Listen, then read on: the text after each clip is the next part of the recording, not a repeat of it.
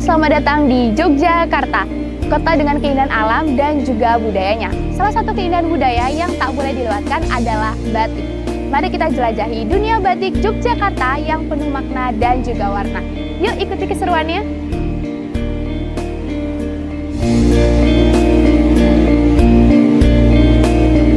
Halo Sobat Jelajah, sekarang aku udah ada di Museum Batik Yogyakarta. Penasaran apa aja yang ada di dalamnya? Yuk ikutin!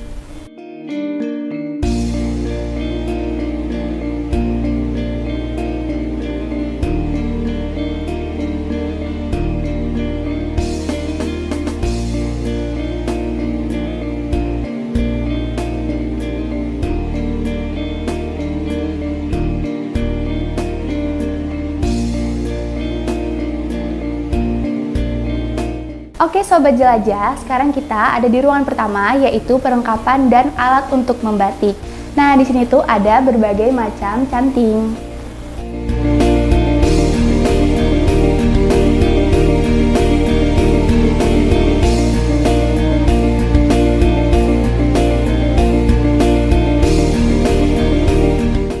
Oke Sobat Jelajah, di sebelah sini tuh ada macam-macam kompor yang digunakan untuk membatik. Sebelah sini juga ada wajan, dan yang terakhir itu ada yang namanya alat kemplong. Halo Sobat Jelajah, aku ada info menarik nih buat kalian. Pada zaman dahulu, ada wajan raksasa yang digunakan untuk mencairkan lilin dalam proses membatik. Wajan ini terbuat dari tanah liat dan dibakar dengan suhu tinggi agar lebih tahan panas. Seiring berjalannya waktu, wajan batik juga berubah. Saat ini, wajan untuk proses membatik terbuat dari bahan logam seperti tembaga dan juga besi. Bahan tersebut digunakan untuk mengantarkan panas lebih cepat dan merata, sehingga proses melelehkan lilin bisa lebih efisien. Nah, sekarang Sobat Jelajah udah tahu kan fungsi wajan dalam proses membatik. Gemplong atau proses ngemplong adalah teknik memukul-mukul kain dalam pembuatan batik. Bagi para pengrajin batik, ngemplong adalah ritual awal untuk mempersiapkan kain. Getaran yang dihasilkan dari proses pemukulan dipercaya dapat membuka pori-pori kain sehingga lebih mudah menyerap warna dan juga malam. Selain itu, proses ngemplong juga memiliki manfaat bagi kesehatan mental loh, karena dapat membantu mengurangi stres dan dapat meningkatkan fokus. Jadi, ngemplong dalam proses membatik itu sangat penting ya Sobat Jelajah. Oke Sobat Jelajah, di sebelah sini tuh ada proses mencanting. Nah, mencanting batik sendiri itu pada zaman dahulu dilakukan oleh wanita, dan untuk proses mewarna dan ngelorot itu dilakukan oleh pria. Yuk ikuti keseruannya.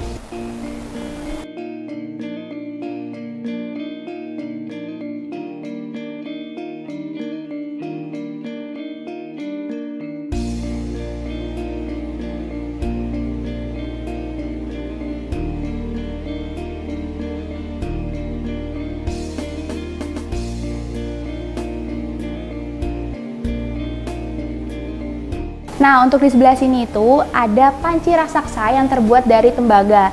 Nah, panci itu namanya kenceng. Ini tuh digunakan oleh pria dalam proses ngelorot tadi yang dilakukan oleh pria. Halo Sobat Jelajah, sekarang kita sudah bersama Pak Didi. Pak Didi ini adalah pemandu dari Museum Batik Yogyakarta. Nah, sekarang kita mau tanya nih Pak tentang gimana sih sejarah kain batik masuk ke Yogyakarta. Mungkin boleh dijelaskan sedikit Pak? Iya Mbak.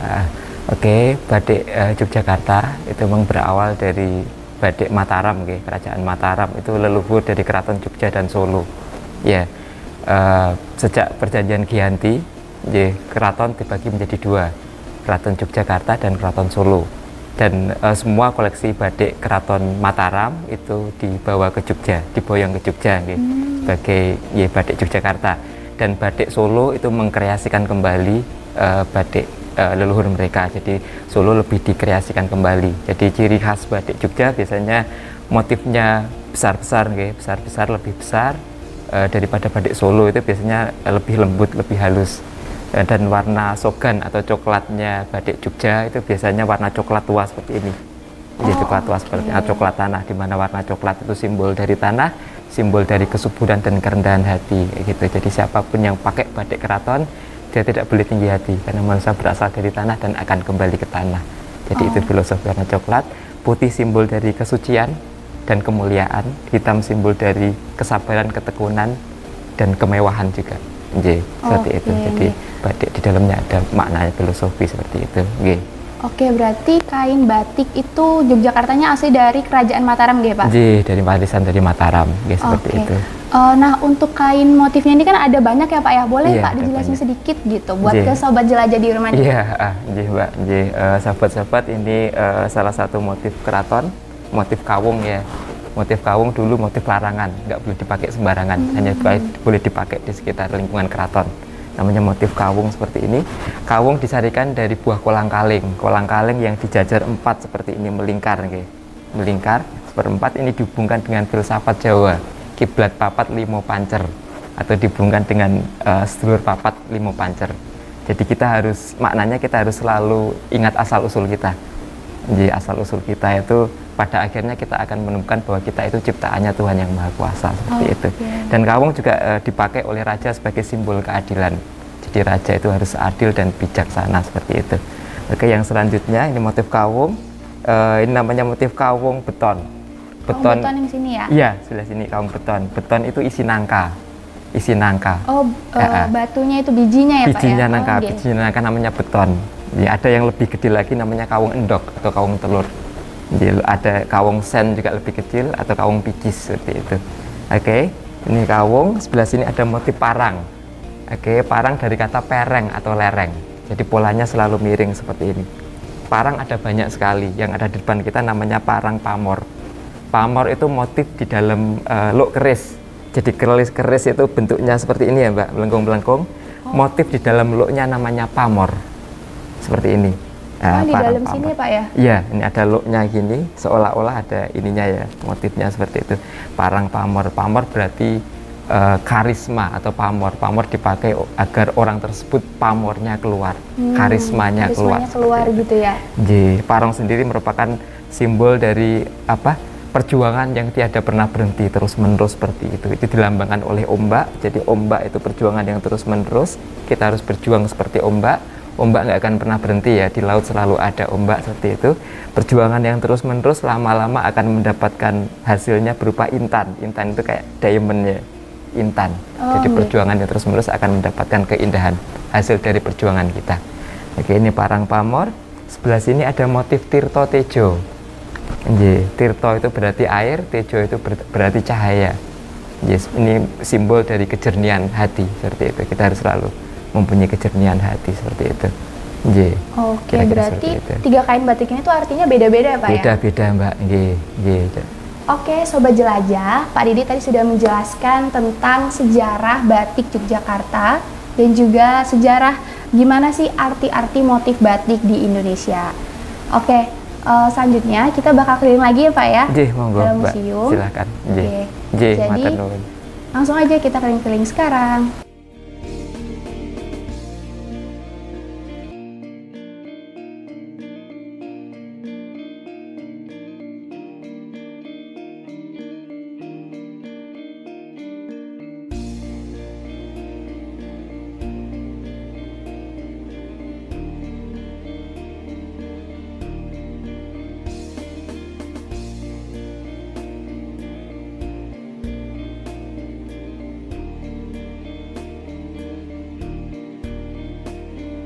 Oke, di ruangan selanjutnya ini, Sobat Jelajah, di sini itu banyak sekali berbagai macam sarung peranakan. Nah, untuk sarung peranakan ini mempunyai motif batik yang cenderung mempunyai warna-warna yang cukup cerah dibandingkan motif batik sebelumnya.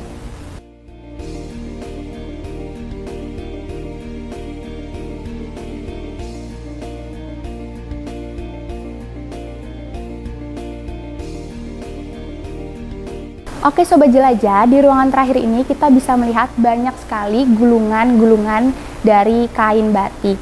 Nah, kenapa disimpan dengan cara digulung? Ini untuk menghindari kerusakan pada serat kain.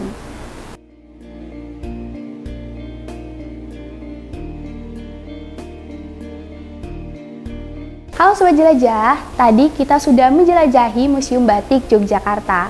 Nah, ternyata di Museum Batik Yogyakarta ini bukan hanya tempat sekedar untuk menyimpan koleksi saja, tetapi bisa menjadi inspirasi bagi kita sebagai anak muda untuk melestarikan batik Indonesia. Nah, yuk terus ikuti perjalanan kami untuk menjelajahi batik lebih dalam. Halo Sobat Jelajah, sekarang aku sudah berada di Kampung Batik Giriloyo Wukisari. Nah, tadi kita sudah belajar tentang sejarah dan perkembangan batik di Yogyakarta. Nah, sekarang aku mau belajar cara membatik diajari langsung oleh pemandu asli dari Kampung Batik Giriloyo. Nah, untuk pemandu aslinya dari kampung sini itu sudah ahli secara turun-temurun loh. Yuk ikuti keseruan aku.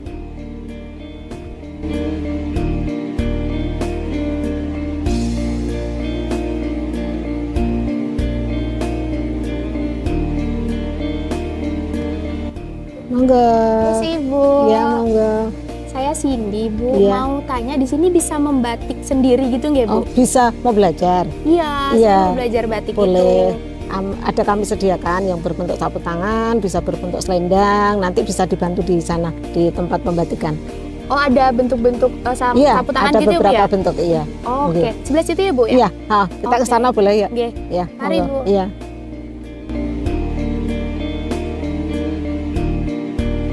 Halo Sobat Jelajah, sekarang saya mau mencoba proses mencanting bersama Ibu Tin menggunakan malam. Yuk ikuti prosesnya. Oke Sobat Jelajah, sebelum proses mencanting, kita mau tanya-tanya dulu nih sama Bu Tin. Bu, ini untuk gambarnya ini tuh namanya apa, Bu? Ada polanya kah atau gimana? Enggak, kalau ini cuman kan tahapnya untuk tahap belajar ya, jadi cuman asal aja ya bunga-bunga, ya kupu-kupu gitu. Oh, oke. Beda kalau yang di dalam itu motifnya motif klasik, jadi ada filosofinya. Kalau ini enggak. Oh, oke. Jadi ini khusus untuk belajar gitu ya, Bu ya? Iya, betul. Nah, untuk tahap pertamanya nih Bu, gimana dulu caranya mencanting yang benar tuh gimana? Nah, ya, canting cara pegangnya seperti ini ya.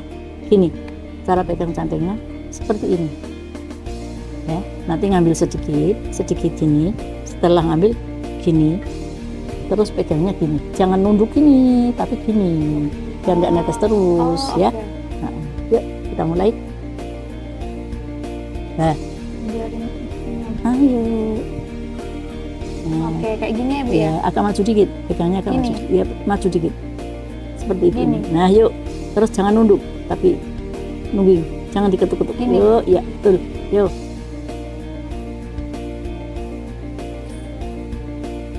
Kayak gini ya Bu? Betul, yuk, terus dari kiri ke kanan cantik-cantiknya. Yuk, terus. Nah, Oke, jadi Sobat Jelajah, untuk mencanting itu sepertinya agak rumit ya Bu ya, kalau baru pertama kali ya? betul. Pokoknya tak semudah kalau melihat. Tak semudah kalau melihat ya Bu? Makanya saya juga ini seneng, saya pokoknya orang kalau mau beli, kalau mau ya tak suruh mencoba dulu biar nggak nawar-nawar gitu, biar tahu kalau proses batik itu nggak semudah kalau melihat gitu. Susah ya Bu ya? Kalau baru pertama? Betul. Oke Sobat Jelajah, nih tadi aku habis selesai mencanting ya Bu ya. Betul. Proses mencanting tadi lumayan lama ya Bu ya, hampir makan 1 jam nih Ya. Sobat Jelajah. Kalau orang pada umumnya sebenarnya berapa lama sih Bu proses mencantingnya? Ya memang kalau proses canting itu lebih lama daripada pewarnaan, jadi ya sekitar lebih kurang 1 jam. 1 jam ya? Berarti saya normal ya Bu ya? Nggak terlalu lama? Enggak. Oke, setelah mencanting ada proses selanjutnya itu apa Bu? Ya pertama tadi mbaknya mula toh, setelah mula ini diisi. Ini tadi kan kosong semua ya, cuman kerangka. Setelah ini bagian badan juga dikasih isen-isen, Dikasih isi gitu? isi ya. Itu namanya proses apa Ibu? Ini namanya isen-isen juga. Oh, isen-isen Iya, namanya. isen-isen. Setelah selesai isen-isen dibalik itu, Hmm? ya. Terus itu namanya proses kelowong. Proses kelowong. Kelowong itu mengulang, menyempurnakan biar tebel. Oh, Nah, oke. tadi kan depan tipis ya Mbak ya. Heeh. Ini dipertebel biasa, nanti kalau diwarna itu nggak kemasukan warna, jadi hasilnya lebih maksimal. Ya selesai ini kan menghendaki putih. Jadi biar nggak cuman hitam. Ini kan nanti hitam warnanya biru. Iya. Nah ini biar ada putihnya. Ini saya blok namanya tembok, di tembok ini. Nah di tembok. Setelah selesai di tembok, ya udah cukup ini kayaknya desain-desainnya udah. Untuk bagian yang menghendaki putih udah. Setelah ini selesai, tinggal proses pewarnaan. Jadi nanti prosesnya di sebelah sana. Sudah saya siapin obatnya. Nanti kalau masnya mau lihat proses pewarnaan di sana. Ada ibu-ibu yang mau mewarnai di sana. Oh oke. Berarti setelah mencanting itu ada masih kurang lebih 4 proses lagi Ya, Bu ya? desain-desain. Desain. Mengulang itu namanya ngelowong. Setelah itu yang menghendaki di ini blok di tembok, ya di tembok itu selesai. Jadi mula ngiseni, terus mengulang lowong, terakhir nembok ngeblok itu yang bagian ini yang dikehendaki blok. Di blok. Jadi ini sudah cukup. Oke, jadi Sobat Jelajah, untuk proses setelah mencanting ini kurang lebih masih ada 4 proses lagi ya Ibu ya? Betul. Nah, buat teman-teman yang mau proses mencanting bisa langsung aja ke sini ya Bu ya? Iya, Ke Batik Giriloyo. Kampung Batik Giriloyo. Hai Sobat Jelajah, dalam pewarnaan batik terdapat pewarnaan alami dan juga pewarnaan kimia. Pewarnaan alami untuk membatik adalah tradisi yang diwariskan secara turun-temurun di Giriloyo loh. Prosesnya, pewarnaan alami dimulai dengan ekstraksi warna dari bahan-bahan alam, seperti kulit kayu, dedaunan, atau buah-buahan nih sobat. Bahan-bahan tersebut kemudian direbus hingga menghasilkan larutan berwarna. Kain batik yang telah diberi motif kemudian dicelupkan berulang kali ke dalam larutan pewarna hingga mencapai warna yang diinginkan. Proses fiksasi menggunakan bahan alami seperti tawas atau alum untuk mengunci warna agar tidak mudah luntur. Jadi itu dia Sobat Jelajah, proses dari pewarnaan batik sehingga mendapatkan warna yang indah. Oke Sobat Jelajah, ini dia hasil batik tulis yang aku buat tadi bersama Ibu Tin. Nah tadi tuh kita setelah proses canting itu ada namanya proses pewarnaan. Nah setelah proses pewarnaan itu diulang sampai 2 kali hingga warna birunya ini keluar. Setelah itu, setelah proses pewarnaan tadi tuh ada proses perebusan. Nah baru setelah yang terakhir itu ada proses penjemuran nih. Nah hasil dari yang aku buat ini itu sudah ada gambarnya gitu. Jadi aku tadi tinggal mencanting bersama Ibu Tin. Nah tahap terakhir ini penjemuran, tunggu sampai kering dan batik sudah selesai. Oke Sobat Jelajah, itu dia tadi keseruan aku dalam membatik di Kampung Batik Giriloyo. Nah selanjutnya aku bakal seru-seruan lagi nih di Kampung Batik Giriloyo. Yuk ikuti keseruannya.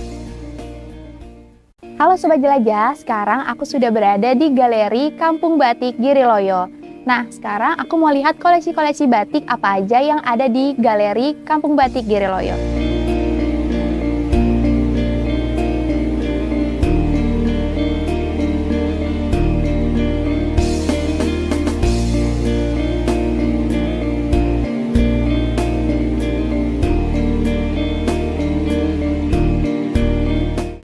Sobat Jelajah, untuk motif batik yang di daerah sini itu menggunakan pewarna alami dari tumbuh-tumbuhan. Hai Sobat Jelajah, ternyata motif batik khas Jogja memiliki ciri khas tersendiri loh.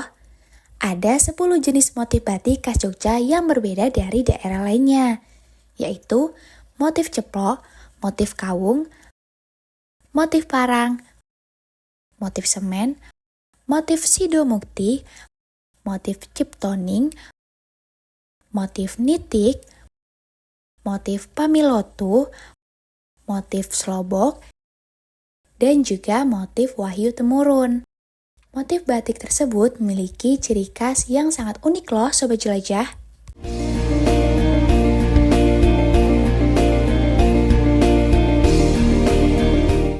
Sobat Jelajah, sekarang di sini aku sudah bersama Bukit Biah ya. Iya. Bukit Biah ini sebagai pengelola di Kampung Batik Giriloyo. Iya. Betul ya Ibu ya? Iya, salah satu pengelola. Oke, Ibu di sini kan banyak sekali motif-motif batik ya Ibu ya. Kalau boleh tahu ada berapa macam nih Bu motif batik yang ada di Kampung Batik Giriloyo? Di Kampung Batik Giriloyo ada lebih dari 100 motif. Dan hampir semuanya adalah motif-motif klasik atau motif tradisional Mataraman.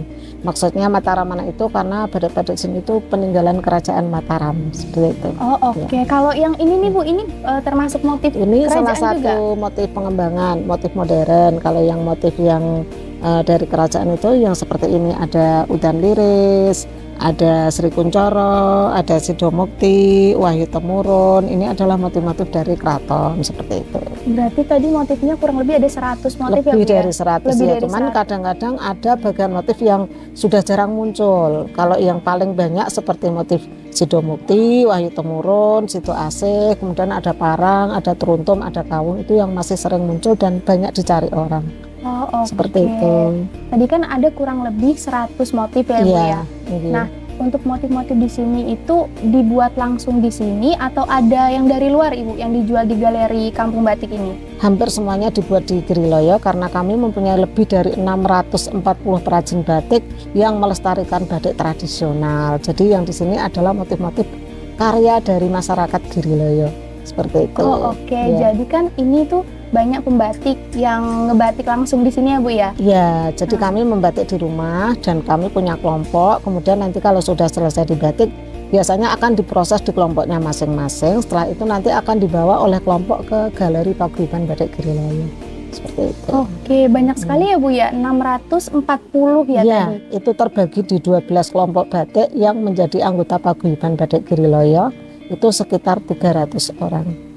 Oke, Iya. ada paguyupannya juga ya Bu Ya, ya? ini Paguyuban Batik Giriloyo, tapi sekarang sudah berbentuk koperasi juga. Jadi kami sudah berbadan hukum sebagai koperasi. Oke, Gitu. baik Ibu.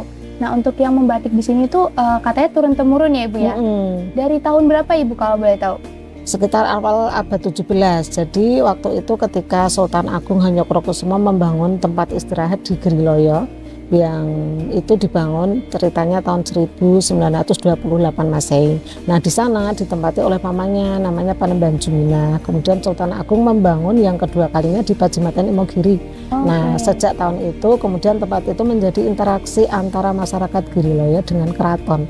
Akhirnya batik itu kemudian dikenalkan pada masyarakat kami untuk memenuhi kebutuhan sandang di Keraton Mataram. Jadi dulu kami hanya pembatik yang setengah jadi, batik mentah kemudian diantar ke para juragan yang ada di sekitaran Istana Yogyakarta. Nah, kita mulai mengenal warna itu dari tahun 2006. Tahun 2006 kita kena gempa, kemudian kita membangun usaha ini secara bersama-sama, yang awalnya memang kita dibantu banyak LSM yang masuk ke sini, seperti itu. Oke. Jadi itu dia Sobat Jelajah, banyak sekali ada pengrajin sampai 640 640 untuk kurang sekarang. lebih ada 640 pengrajin, dan pengrajin di sini itu adalah masyarakat sekitar dari Iya, Kampung Batik iya, Giriloyo ya Ibu ya. Iya, betul. Oke Sobat Jelajah, itu dia tadi penjelasan dari Ibu Kitia mengenai motif-motif batik yang ada di sini, dan juga banyak sekali pekerja yang dari asli masyarakat Kampung Batik ya Ibu ya. Iya. Oke, setelah ini bakal ada keseruan lagi di Galeri Kampung Batik Giriloyo. Yuk ikuti keseruannya.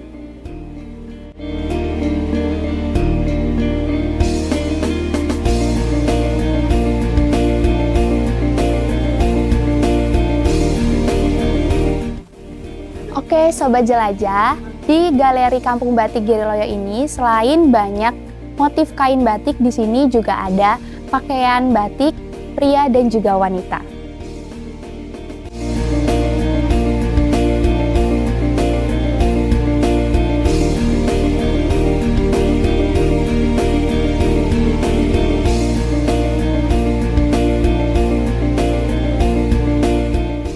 Oke Sobat Jelajah, tadi kita sudah mengunjungi galeri yang ada di Kampung Batik Giriloyo. Nah, di dalam galeri tadi kita bisa melihat banyak sekali motif-motif batik yang tersedia di dalamnya. Di dalam galeri juga kita bisa membeli pakaian dan juga kain batik yang ada disediakan di Galeri Batik Giriloyo. Oke Sobat Jelajah, dalam episode kali ini kita itu sudah belajar mengenai perkembangan dan juga sejarah dari batik Yogyakarta. Tadi juga kita sudah belajar cara membatik dari awal, yaitu dari mencanting hingga proses pewarnaan dan juga penjemuran sampai terjadi yang ini. Oke, Sobat Jelajah, kita sebagai anak muda harus bisa melestarikan batik Indonesia di mata dunia. Jangan lupa ikutin keseruan aku di episode selanjutnya. Bye-bye!